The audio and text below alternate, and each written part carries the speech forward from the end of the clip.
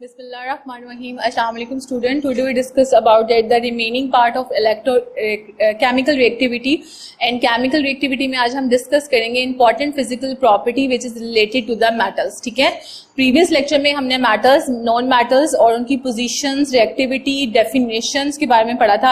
आज हम उनकी कुछ फिजिकल प्रॉपर्टी के बारे में पढ़ेंगे कि इनकी फिजिकल प्रॉपर्टीज कैसी होती है. ठीक है, अब सबसे पहले हमारे पास है, और ये बहुत इंपॉर्टेंट क्वेश्चन भी है, the important physical property of metals are. सबसे पहले हमारे पास क्या है, all the metals are the solid. तमाम की तमाम मेटल्स जो हैं वो हमारे पास सॉलिड हैं, लेकिन किसको छोड़ के? मरकरी को छोड़ के, क्योंकि मरकरी जो है वो टेम्परेचर पे अपनी जो फिजिकल स्टेट है उसको क्या कर लेती है, चेंज कर लेती है. दैट रीजन बाकी तमाम मेटल्स जो है वो हमारे पास सॉलिड है, लेकिन मरकरी को छोड़ के. उसके बाद है they have the high melting boiling point. जितनी भी मेटल्स होती हैं because they are the solid, ठीक है, हार्ड, तो इसकी वजह से इनके मेल्टिंग एंड बॉइलिंग पॉइंट जो है वो क्या होते हैं, हायर होते हैं as compare to the non metals. ठीक है, उसके बाद जब हम बात करते हैं they process the metallic lustre. ठीक है, मेटालिक लस्टर की बात जब हम करते हैं तो मतलब चमक पैदा करते हैं. They can be polish. ठीक है, जितनी भी मेटल्स हैं जब हम उनको पॉलिश करते हैं, ठीक है, तो वो एक चमक देती हैं, ब्राइटनेस आ जाती है, उनकी अपीयरेंस जो है वो बहुत ज्यादा शाइनिंग हो जाती है, मतलब उसकी जो अपीयरेंस होती है उसके अंदर बहुत ज्यादा एक ब्राइटनेस सी जो है वो आ जाती है. अच्छा, जब हम मेलिएबल एंड डक्टाइल की बात करते हैं, दे आर द मेलिएबल. जब हम मेलिएबल्स की बात करेंगे तो कैन बी हैमर्ड. जब हम हैमर्ड अप्लाई करेंगे इनटू द शीट में कन्वर्ट हो जाएगा. एंड डक्टाइल का मतलब क्या होगा, ड्रॉन इनटू द वायर. ठीक है, कि जो है मतलब डक्टाइल का मतलब होगा they will be converted into the wire and that are the hammered into the sheet and give off the tone और व्हेन हिट. और जब भी हम इसको क्या करेंगे, इसको हिट करेंगे तो ये आवाज जो है वो क्या करेगी, प्रोड्यूस करेगी. तो they are the good conductor of heat and electricity. जब हम इलेक्ट्रिसिटी और इसकी कंडक्शन ऑफ हीट की बात करते हैं तो हम सबको पता है कि हमारे घर में जितने भी हम बर्तन इस्तेमाल कर रहे होते हैं कुकिंग के लिए, तो वो मेटल्स के बने हुए, स्टील के बने हुए होते हैं. ठीक है, तो वो जैसे चम्मच है, तो चम्मच अगर हम रख देते हैं उसके अंदर तो हीट ट्रांसफर हो जाती है उसके अंदर, एक मतलब वन पार्ट से दूसरे पार्ट में जो है वो क्या इजिली जो है वो ट्रांसफर करती है. तो वी कैन से दैट.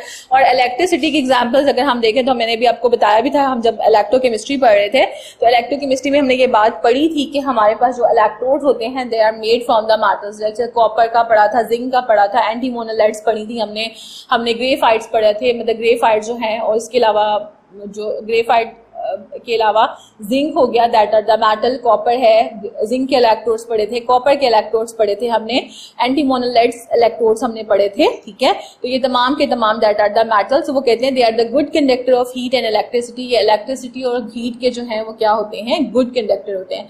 और ये तमाम के तमाम पॉइंट्स जो हैं क्लास बहुत ज्यादा इंपॉर्टेंट है. नाउ आगे है they have the high density. अब इनकी डेंसिटी भी ज्यादा होती है, उसका रीजन क्या होता है, because they are the solid, तो इसी वजह से जो है इनकी डेंसिटी भी जो है वो क्या होगी, ज्यादा होगी. All metals are the hard. तमाम की तमाम मेटल्स जो है वो हार्ड है, लेकिन सोडियम और पोटेशियम जो है that are the very soft and we can cut easily with the knife. ठीक है, हम इसको आसानी से जो है वो नाइफ से कट कर सकते हैं बिकॉज ये बहुत ज्यादा सॉफ्ट मेटल्स होती हैं.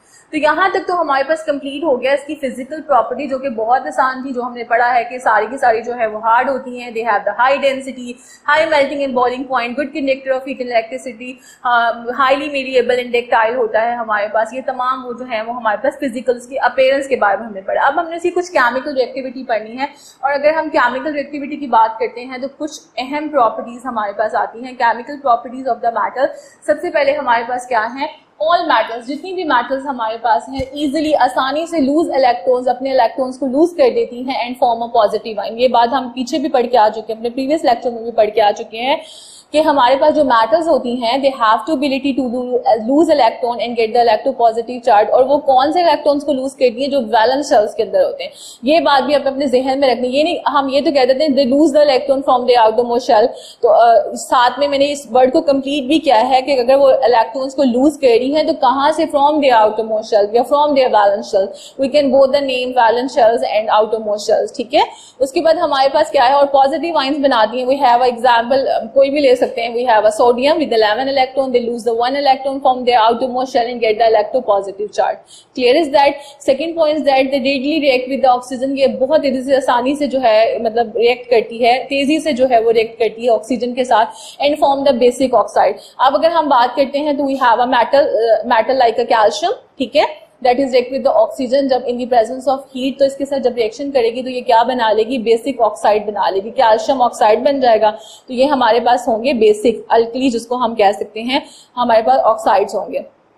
उसके बाद हमारे पास है the usually form the ironing compounds with the non metal. ये मुझे बताने की आपको जरूरत नहीं है, जब हम आयनिंग कंपाउंड्स की बात करते हैं तो हमें पता होता है कि वन मेटल होगा और दूसरा नॉन मेटल होगा, ये एक पॉजिटिव होगा और एक नेगेटिव होगा। तो अब पॉजिटिव नेगेटिव हमारे पास कैसे आया, जैसे अब यहाँ पे सोडियम था, ठीक है, सोडियम ने अपने आउटरमोस्ट शेल के अंदर से एक इलेक्ट्रॉन को बाहर निकाला, तो उसके ऊपर कौन सा चार्ज आ गया, सोडियम, ठीक के ऊपर कौन सा चार्ज आया है, पॉजिटिव चार्ज आ गया, ठीक है।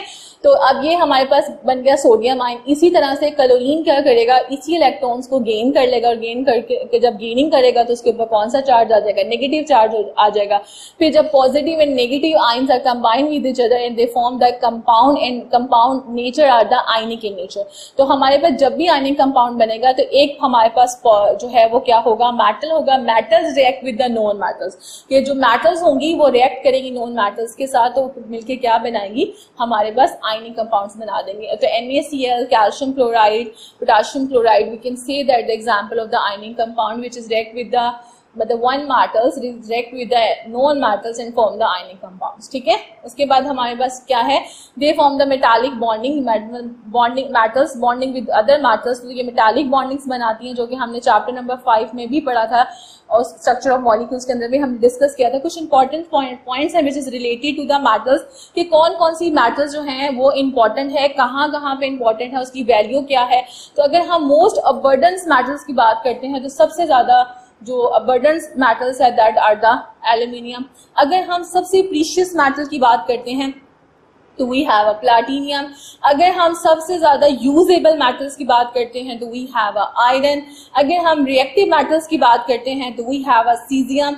और अगर हम बहुत ज्यादा वेल्यूएबल जो है मतलब की मेटल्स की बात करते हैं जिसकी बहुत ज्यादा वैल्यू है, ठीक है, वैल्यूएबल मेटल्स की बात करते हैं तो दैट आर द यूरेनियम। और अगर हम सबसे लाइटेस्ट की मेटल्स की बात करते हैं तो विच इज अ लिथियम, और उसकी डेंसिटी हमारे पास कितनी है, विच आर द 0.53 सेंटीमीटर पर cube and that are the unit of the density, ठीक है। अच्छा, अब दोबारा देख लें, ये बहुत इंपॉर्टेंट है, एमसीक्यूज में इसमें से एक लाजमी क्वेश्चन कैरी होता है और ये इसकी जो प्रॉपर्टीज हैं उसमें से भी एक क्वेश्चन आ जाता है कि राइट द 2 प्रॉपर्टीज या right the 3 physical properties of the matter या 2 properties of the non metals. ये मैंने एग्जाम्पल साथ में इसलिए दे दिया आपको ताकि आपको इन पॉइंट्स को समझने में आसानी हो जाए। बट ये बहुत जनरल टॉपिक्स हैं, ये अपने 6, 7, 8 क्लास में भी पढ़े होंगे, इसलिए अभी इसके अंदर कोई टेक्निकल पॉइंट नहीं है कि जो आपको मुश्किल लगे, बहुत ही जनरल से आपके पास क्या है टॉपिक है। अब हमारे पास यहाँ पे क्या है, सबसे पहले most abundant metals that are the aluminium, precious metal that are the platinum, usable metal which are the iron, reactive metal which are the caesium, and हमारे पास valuable metal which are the uranium, lightest metals which are related to the lithium and are the 0.53 centimetre पर cube जो है वो इसके पास हमारे पास क्या आ जाता है, इसकी डेंसिटी आ जाती है। उसके बाद अगर हम हैवीएस्ट मेटल्स की बात करते हैं तो वो हमारे पास क्या होती है, ऑस्मियम होती है, ठीक है। तो ये आपके पास एक पिंक कलर का बॉक्स बना होगा जिसके अंदर ये तमाम मेटल्स की प्रॉपर्टीज होगी, आपने उसको एमसीक्यूज के लिए जो है वो क्या करना है, हाईलाइट करना है।